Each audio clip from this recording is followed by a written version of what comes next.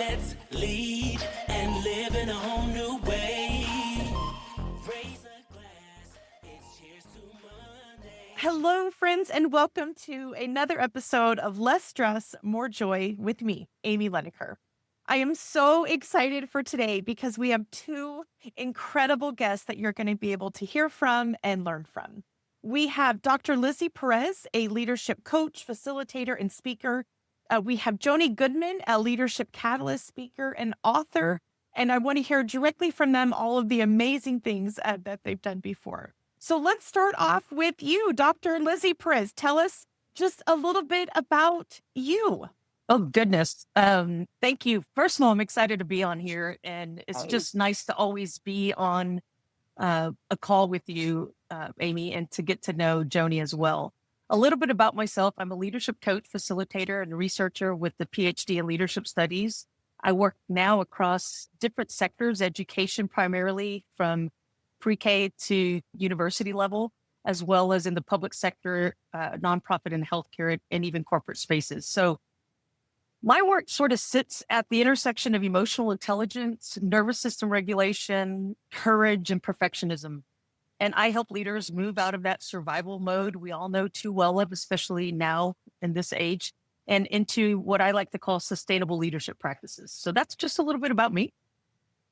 Great. Thank you. And Joni, tell us a little bit about you. I would wish we were all sitting at a table together wherever in person, but technology allows us to do this. It's probably been since 2019, Amy, since you and I sat at a table together. And Lizzy, it's so nice to meet you. And we're so close. We're in Texas. So maybe we'll make that happen. But I am the founder and chief breakthrough officer of JDG Advisors, and we are a boutique consulting firm that is in the business of helping you to break through to a better you. And we do that through facilitation, so things like team building, strategic planning, board retreat, professional development. So how we all know each other, the link is we're all certified Dare to Lead facilitators. So that's work that I've been doing for the past 5 years. And also I have companion workshops with my book as well and keynote presentations. Then I'm also a professional coach and specifically certified to work with women. And I also have a program for women in STEM called the Encounter You Luxury Women's Experience. Thank you. And I'm so glad you mentioned, Joni, that we are all certified Dare to Lead facilitators. It's really what brought us together. And I think even though, and this is what I find all the time, so even though the two of you just met today, the fact that we've all gone through that same experience together, it's as if we already know each other on some level. Yeah, definitely. So I would love to start with the question. It's my favorite question I ask all leaders and teams that I work with, which is, what's one good thing in your life right now? What comes to mind? Don't overthink it. Just what's something good? What do you think, Lizzy? Gosh, there's so much. I guess one of the good things that I'd like to share would be that I'm living at a pace that I've dreamed of my whole life, where I can trust my nervous system.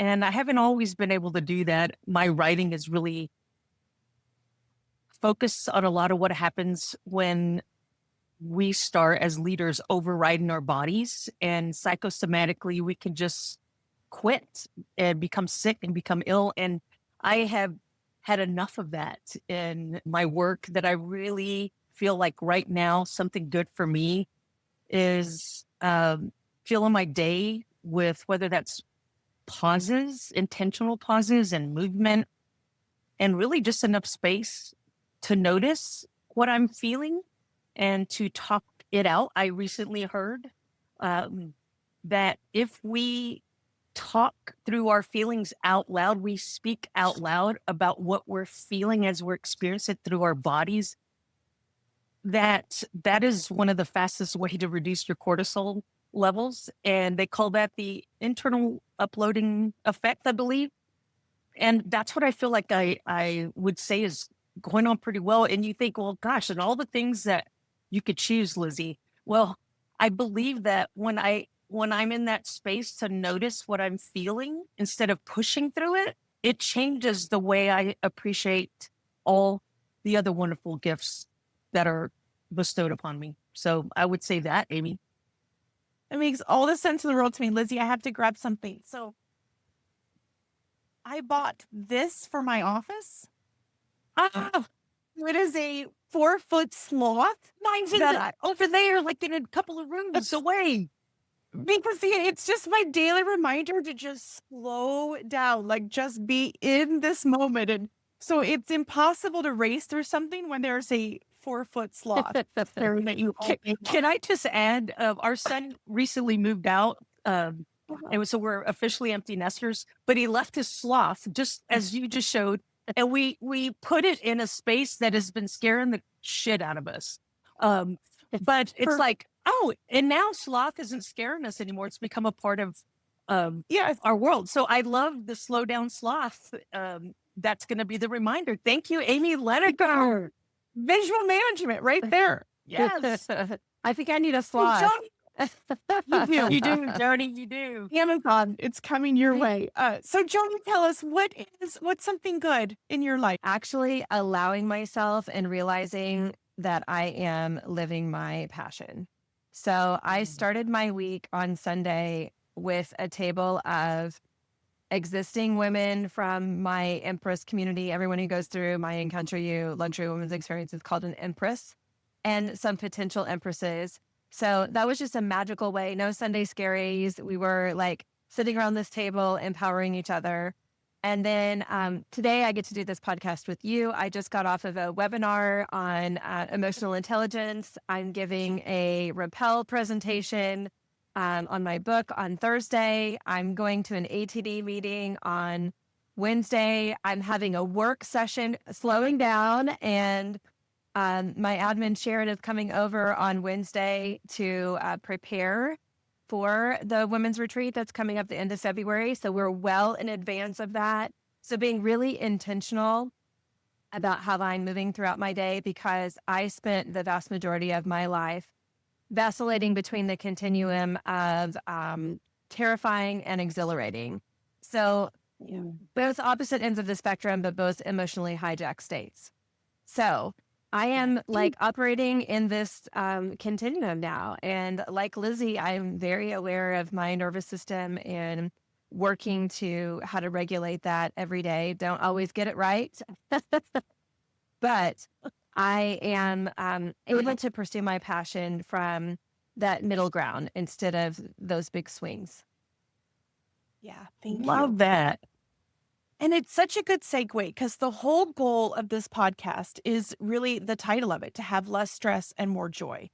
And both of you know this, so I've listened to hundreds of people share their stress stories with me, and I wanted to hear a little bit about yours. So we all have stress stories. We've all been given direct or indirect messages around what stress means and why we have it. So I'm curious, especially not only for you as leaders, but also because you work with so many leaders every day. Tell me a little bit about your stress story. What are the messages you've received about stress? Joni, can I ask you?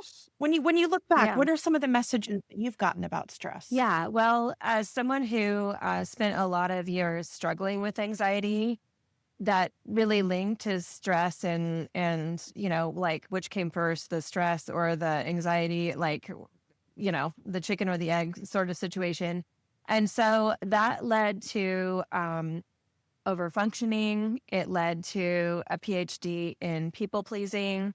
It led to hustling for my worth in using some dare to lead terms. It led to feeling unwanted. It led to unworthiness. And it also led to not trusting myself. I'm so grateful. And I'm not surprised at all, Joni, that you were willing to be vulnerable given what you do for a living. But I'm so grateful that you were, because I think what you just shared, so many people, including myself, can relate to that. That there's this thing, this stress, this anxiety that actually manifests in a way that people are going to applaud you for. People are going to say, wow, Joni, she always gets it done. She never drops a ball. She always comes through. And yet, what is the price that you're paying for that? And especially when you said it led to unworthiness. Lizzy, I saw your body reaction too. Like, oh, it hurt my heart, because I think we can all relate to that. Lizzy, how about for you? What are the stress messages you've gotten through life? I love this question so much. I can't not help but think about my late father. He passed away 3 years ago, and he died at 92 years old. And he was the hardest working man and person in this world.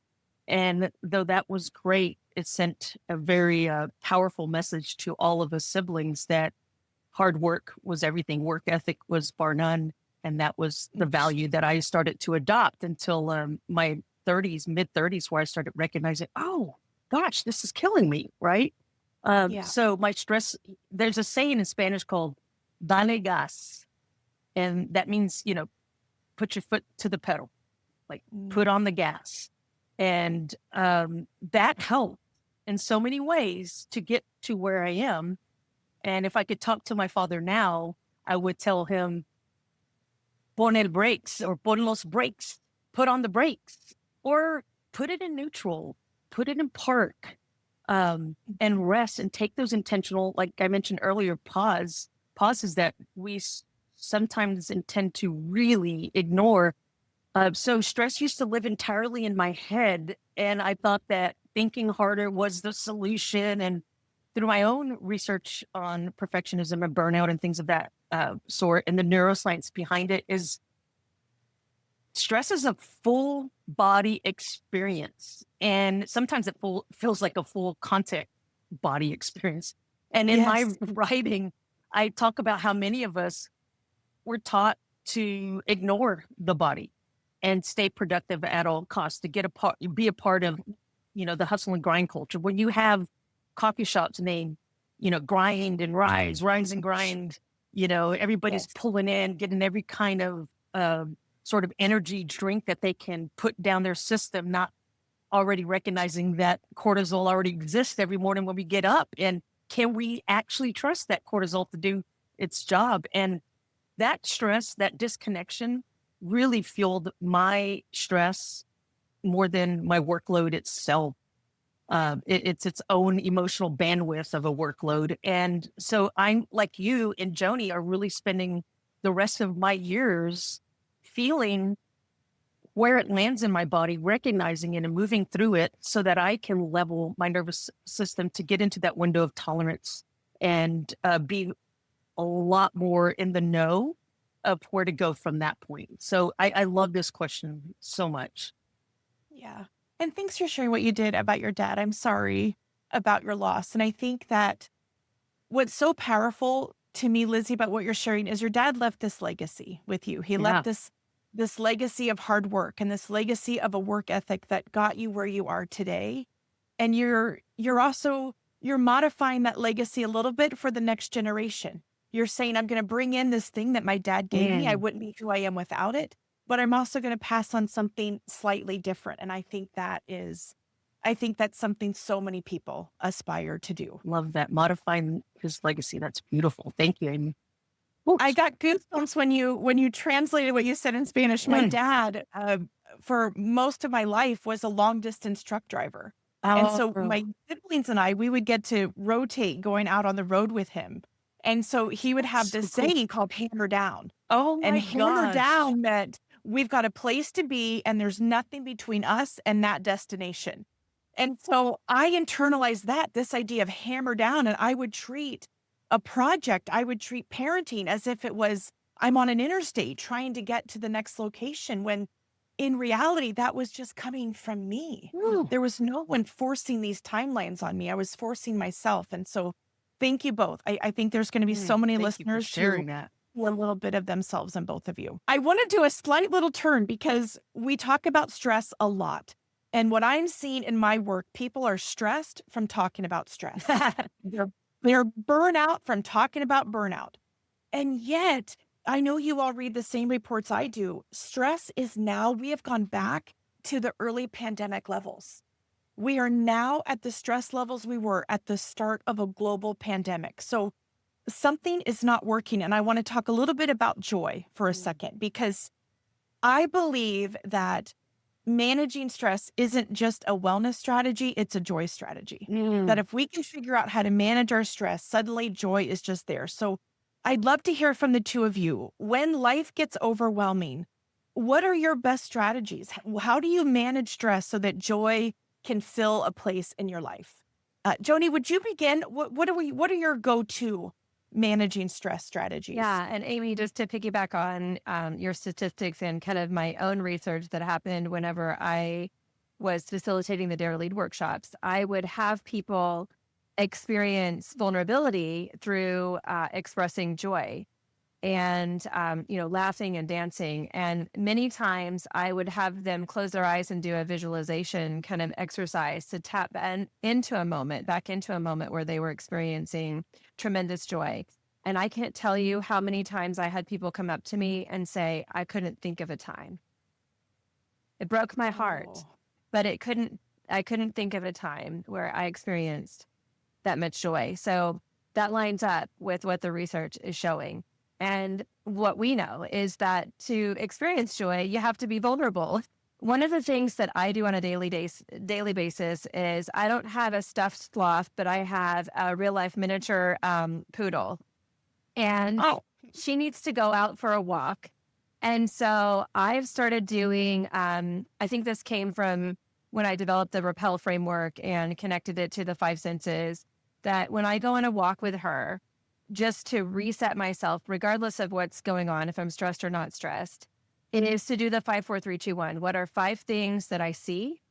What are 4 things that I hear? What are 3 things that I feel?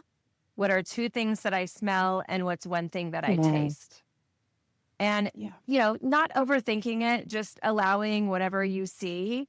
And, some days it might be, I see a piece of trash that needs to be picked up, which is, not super joyful, but other times I might see a beautiful sunset or, sunrise or whatever. And so that helps me to reset. And it's a daily habit that I have to do anyway, is take the dog out. So just adding that in, certainly. And then the other thing that I really love to do personally is I dance Zumba probably 5 days a week. And so that's moving my body, the Latin music I love. And I also have a wonderful community there of supportive women that support each other. So that brings me a lot of joy too.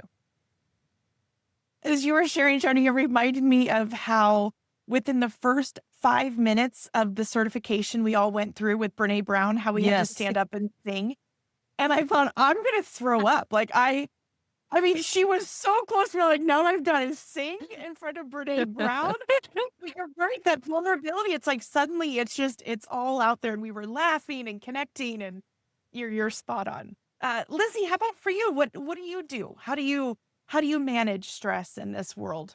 Oh man, I've accumulated so many tricks of the trade for this, and some that land, some that have not stuck. And the most recent of all, there's several. I want to go back to the term I use. I did not speak of the correct term. It's the internal unloading effect, where you speak out loud about what your body's feeling and doing. And I think that 23% decrease of cortisol actually happens, which is powerful. So I do that.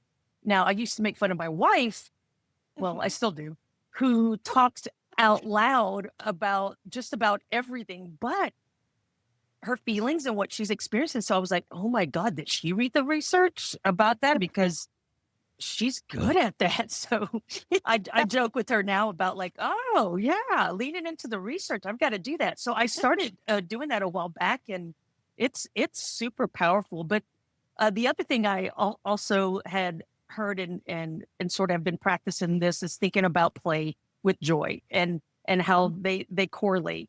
And I believe it takes 400 reps of a practice for something to really sink in. And you think about that, 400 reps is a lot of reps. Yeah. But if you add play into it, it decreases to 10 to 20 reps. Now, think of that.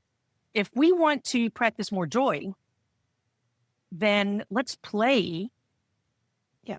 And that's going to get you that practice to become something that becomes a part of your new default. And I think about that a lot. I think about adults in the workshop facilitation that I do. And play is a scary thing for people. Just as Joni said, having joy and expressing joy is a scary thing. Thinking about the Ode to Joy lyrics frighten me thinking about that. But not that much, because I kind of like that experience of standing up and being in a room full of people who are doing the exact same thing as I am. When it's really lonely is when you're doing it all by yourself, right?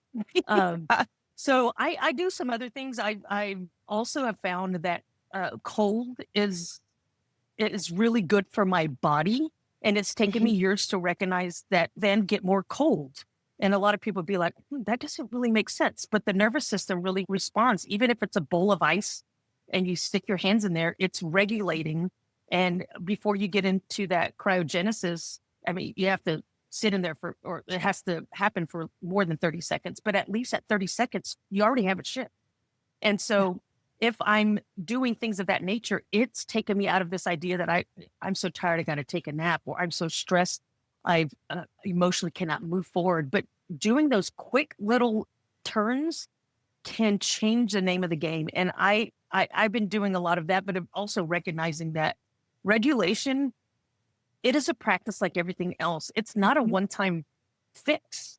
And the more we teach that and get others to understand it, then together we can experience that. I think of Brene's Atlas of the Heart and the difference between overwhelm and stress and the state of nothingness. And I share that with a lot of folks. Sitting in a chair without electronics, outside breathing, well, some people can argue that's doing something. But if you don't have distractions that are electronically going to move you into a state of doom scrolling, and you're just sitting there for 5 minutes just with you and your brain, that changes the ball game. And because both of you know this experience that we have as facilitators in transition, whether it's through virtual capacity or in-person facilitation, I have to physically remove myself in breaks and find a spot that is way away, go outside and walk to regulate myself. And those are just a few of those sort of strategies that I lean into. Thank you for asking that. Thank you. And it reminds me of how, and I know, Joni, you and I were in the same cohort. Lizzy, you were in a different one, but I bet, excuse me, I bet the exact same thing happened where when we would go on break, Brene would announce that her team was on break. Yeah. And it was the first time as a facilitator. And I'm even now I look back and it's almost embarrassing to think, but it was the first time as a facilitator that I thought, yeah, if they're on a break, I would be on a break. Because typically when we're on a break, that's when as a facilitator, we're answering questions, we're doing all of the things. And her point was, my team needs a break too. So for the next 15 minutes, they're unavailable to you. We found some time in the agenda. If you've got questions, they're going to be available. And it completely shifted how I approach my own needs during a facilitation. Yes. So I know we're almost out of time. So I want to end by asking you a question. It is a 10-word question. And it's not hyperbole to say that these 10 words changed my life. I was in a doctor's office. I was trying to answer this question and I couldn't. And it would set me on a spiral of unraveling that ultimately led to the research and the book that I wrote. So here they are. Here are the 10 words. What are your hobbies? What do you do for fun? And when I was asked that question on that form, I didn't have an answer. I had no idea. I had just turned 40. I had no idea. I couldn't remember anything that I did for fun. And now I've got a whole long list, but I'd love to hear. So Joni, let's start with you. What are your hobbies? What the heck do you do for fun? Well, Amy, you're not alone, because there was a point in time in my life where I was the same way. It was like, I don't know, everything's fun. Like work is fun. I don't know. And yes, work can be fun. And that's what it does feel like sometimes. But I already mentioned Zumba. But I also love to be outside and garden. I live in the city, so I just have a small little raised bed. But one day I have the vision of having something similar to my paternal grandfather that I grew up in. And he had lots of land and he hand planted everything. I can still smell the wild peonies, growing there. And so it's my dream to be able to get out and put my hands in the dirt. But I love growing my own food, going out and getting fresh herbs and tomatoes. It's just so gratifying to do that.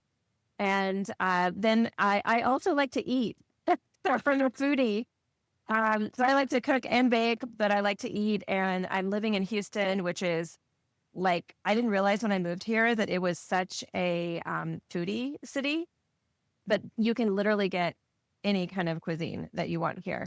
And I promise you, for the first year that I moved here, all I did was eat Tex-Mex because I'd never had anything that tasted like that. So those are, but and I, as I mentioned, the Zumba, I love doing the Zumba and the dance. And something that I've been incorporating this year is relaxed writing time. Just not being intentional about relaxed writing rather than, okay, working on the next book, whatever, but just, allowing what comes forward. And that's just been so much fun. And just to see, where the universe, higher power, whatever, is going to use that, where that's going to be used. Well, more. Nice. Lizzy, how about for you? What are your hobbies? What do you do? Oh, I've got so many. I don't know where to start. I love to travel. I love photography. I have my own Instagram, which is photography Lizzy, where I just try to show pictures of nature. I love coffee. I never loved coffee until my father passed away. I always wanted to love coffee, and it was like him as my angel saying, "Go try coffee and really give it a chance." And I did, and now I can't stop. I love getting at the level with my dog and sitting on the floor and getting to really spend present time with my dog. I'm in love with both my dogs, but our new dog is just so much fun. I love to Zentangle. I Zentangle my one word every year, and I take as long as I want. I'm not even halfway there with it. But my word for the year is lightly, to hold things lightly. I love thrifting with my wife. We love doing that. And we watch Danish noir, crime thriller. And I'm always just so, and then I go, ooh, I want to go where they are. Where is that? And we Google where it is. And we're like, that's our next trip. A side note is we Googled the wrong Halifax and went to Nova Scotia, but it was not that Halifax. We now have a new trip coming up. So, and I love watching Survivor in the chef's table because there in the chef's table, the cinematography of food. And Joni, I'm just picturing you foraging and taking those. Oh my God, that sounds amazing. I love to just get lost in that show because the storytelling and the food is just scrumptious. So I'll stop there. Thank you. And I wanted to ask it because anyone who's listening who had the experience that I had, and Joni, it sounds like you had too, where you're like, I don't know. I don't know what I do for fun. Then let this be your call to action. Let this be the moment where you say, what is something that I enjoy? And if you had an idea, then remind yourself to do it again. Because less stress, more joy, zero toxic positivity. I'm convinced that's the way forward.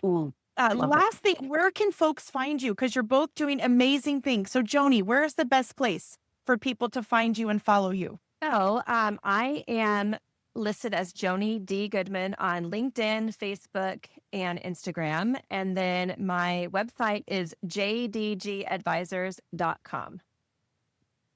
Love it. And your book Repel is out. It's available. Awesome. And it's a great read. Yes, it's available on Amazon, and you can, of course, find it on my website as well. It's a wonderful book. Lizzy, where can folks find you?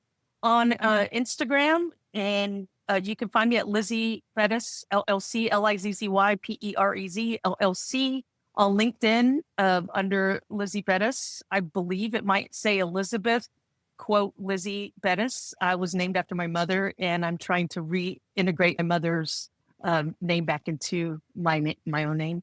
You can find me on Facebook, Lizzy Perez, and my website is LIZZY-Perez, PEREZ.com.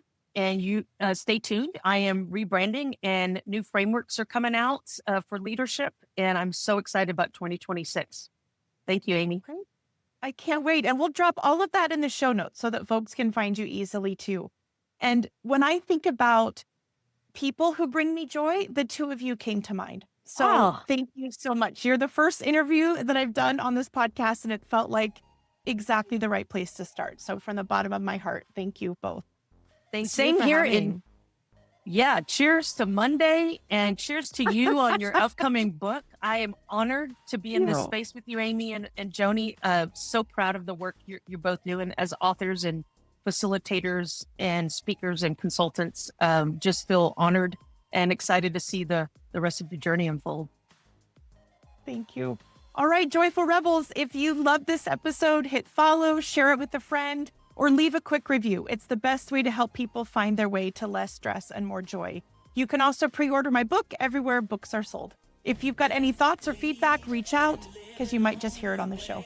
Less stress, more joy, zero toxic positivity. See you next time.